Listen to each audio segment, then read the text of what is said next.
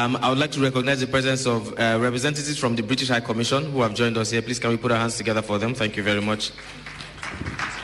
Thank you. Good morning. My name is Emiola Oshifeso, and I'm a member of Take It Back movement. Firstly, I wanted to address the other person who made reference to someone who sat in the US and calling for a revolution in Nigeria, but I think it has already been responded to. Thanks to my leader for doing that. And I'm just going to go straight to the point. What we are talking about here requires no big English. When people are hungry, there is nothing else to add to it. And a lot of rich people, especially in this Abuja, they kept hiring hungry people at their gates and are still giving them 25,000 naira monthly.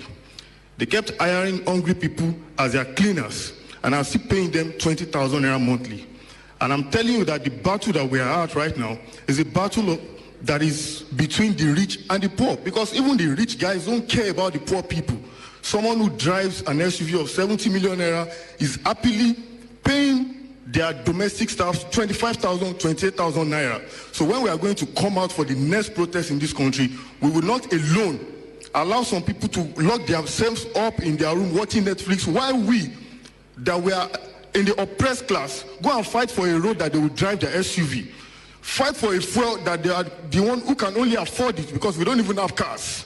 So the people who have been fighting for the liberation of this country for so long are the oppressed, and they don't even benefit from it. Those ones who would fight for fuel hike don't have cars.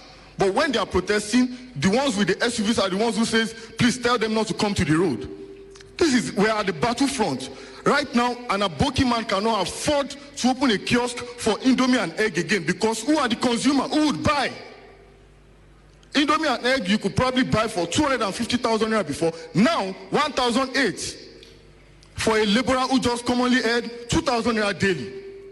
And I see that we are not noticing one thing that is happening to us today, which has actually kept us in these shackles for so long, is the division between ourselves. Because even in this gathering, there are some factions. And until we deal with these factions, we will never attain our liberation. We should stop all of these battles of some people are beret wearers, and some people, they are the calm ones. We are all Nigerians, and the revolution is here. It is time for us to break the chain by coming together, uniting against all these old bastards that they are not even supposed to belong to this generation anymore. How can you have somebody who's in their 80s still the president of this country today, when we have 40 brilliant years old men and women around town?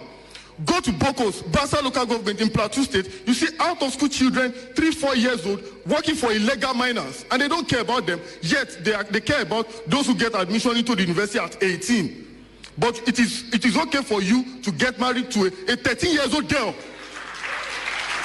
And you are not concerned about limiting the age of marriage, that nobody should ever attempt getting married to a 13-year-old, 14, 15, 16, even 19-year-old girl.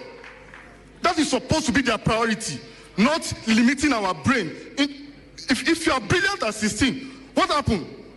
You will only find a son of a rich man and in their class says, I have 3 degrees already at 22. But they want an Asumo in Ijebu to have 1 degree at 35. Shame on them. Thank you very much.